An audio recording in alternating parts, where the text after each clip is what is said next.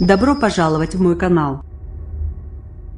La France a dû expliquer samedi que la présence de douaniers français à l'intérieur d'un local de la gare d'une commune alpine frontalière en Italie était parfaitement légale, répondant à une avalanche de propos outrés de la classe politique italienne.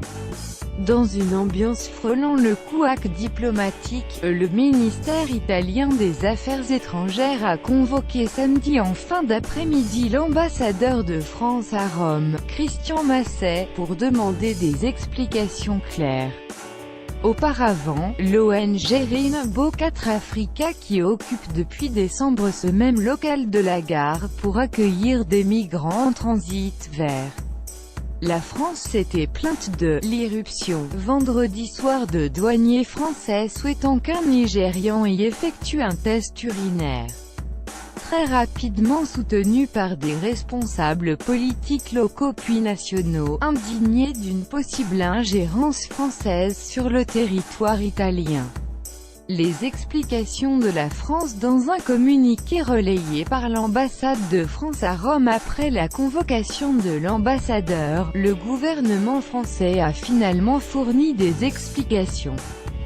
Vendredi soir, une équipe de la brigade ferroviaire des douanes françaises de Modane était en contrôle sur le TGV Paris-Milan, indique le communiqué signé du ministre français de l'Action et des Comptes publics, Gérald Darmanin, chargé des douanes. Ces agents en uniforme et identifiés comme douaniers français ont suspecté un voyageur, de nationalité nigériane et résident italien, de transport incorporé de stupéfiants.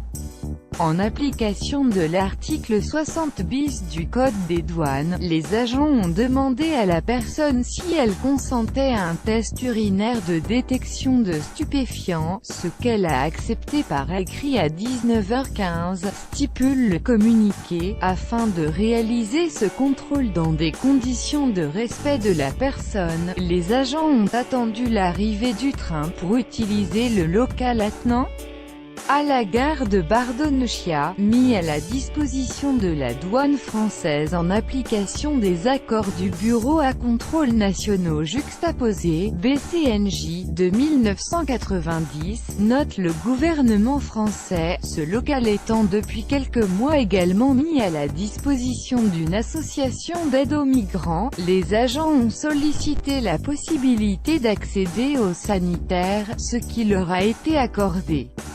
Le contrôle s'est finalement révélé négatif, ajoute encore le communiqué.